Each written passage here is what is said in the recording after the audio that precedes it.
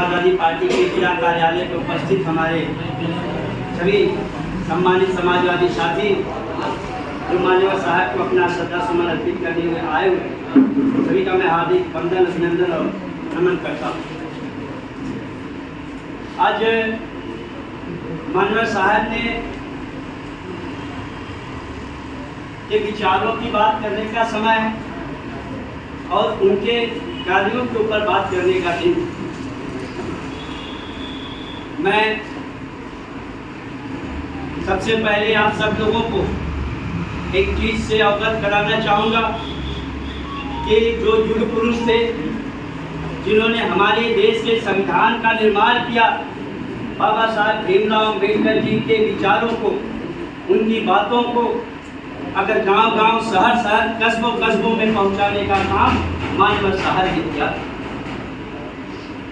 जब मान्यवर साहब राजनीति में आए उससे पहले हमारे पिछड़े और दलित समाज के लोग अपनी अपनी जातियों में बटे हुए, छोटी छोटी जातियों में बटे हुए थे और जिनका शोषण मनवादी और सामंतवादी किया करते थे। मान्यवर साहब ने उन छोटी जातियों को इकट्ठा करके एक जमात बनाया जिसका नाम बहुजन समाज रखा गया।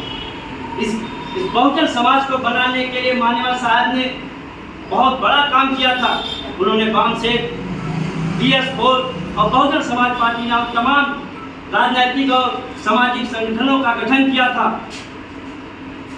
पंजाब के प्रांत में जन्म लेने के बाद उत्तर प्रदेश को अपनी कर्मभूमि बनाया।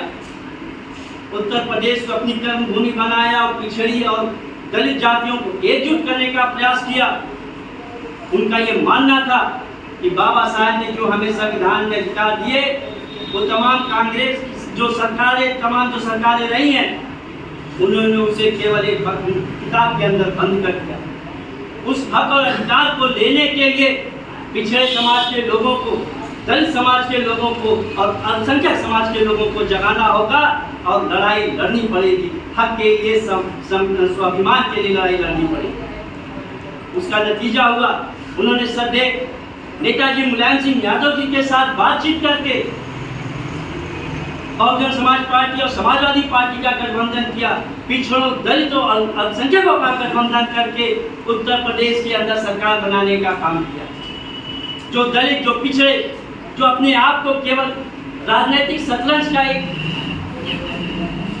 खिलाड़ी मात्र अपने आप को पाते थे, कभी उस शतरंज के शहंशाह नहीं बन पाते थे, सत्ता की सीढ़ियों पे नहीं चढ़ पाते थे, उनको वो रास्ता दिखाने का काम मान्यवर साहब ने किया।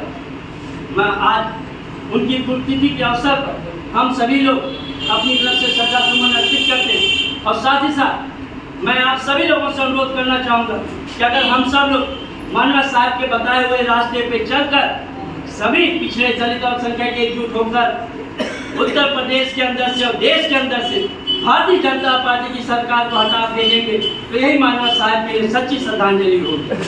मैं आपने सबने एक बात कही, एक नारा बताया जिसको मान्यवर साहब ने किया, जिसकी जितनी हिस्सेदारी उसकी उतनी भागीदारी।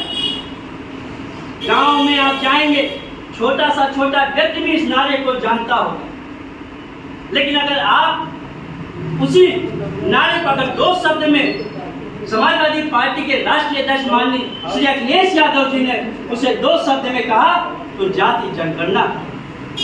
लेकिन अगर हम देखेंगे जो उस नारे को जानते हैं वो जाति जनगणना को नहीं जानते। जिसकी जितनी संख्या भारी उसको उतनी हिस्सेदारी देने का काम जाति जनगणना से ही होगा। इस बात को हमें गांव के अंतिम व्यक्ति तक पहुंचाने का काम करेंगे, उसी दिन मान्यवर साहब को सच्ची श्रद्धांजलि मिलेगी। इसी के साथ ही मैं अपनी वाणी को विराम देता हूँ। जय हिंद, जय भारत, जय समाज।